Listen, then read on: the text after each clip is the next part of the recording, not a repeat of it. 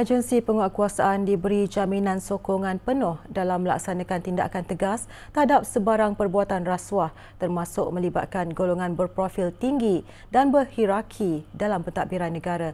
Perdana Menteri Datuk Seri Anwar Ibrahim berkata tindakan anti rasuah berdepan tentangan hebat pihak berkepentingan khususnya kewujudan sindiket lama yang sebelum ini dilindungi orang dalam.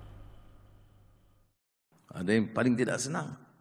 Mana mungkin orang yang rasuahnya berbilion ringgit senang dengan kita lancarkan tegas anti rasuah. Yang saya tahu puluhan tahun dulu ada sindiket yang mengawal di pelabuhan. Ya.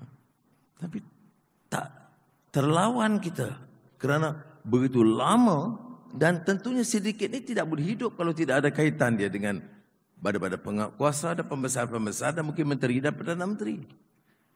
Ketika berucap menyampaikan amanat pada Perhimpunan Bulanan Jabatan Perdana Menteri di Putrajaya, beliau menegaskan usaha pembantrasan rasuah dan penyelewengan mesti bermula daripada setiap penjawat awam yang berintegriti selain ketua jabatan memainkan peranan penting memastikan tiada ruang perlindungan kepada mana-mana pihak yang bersalah.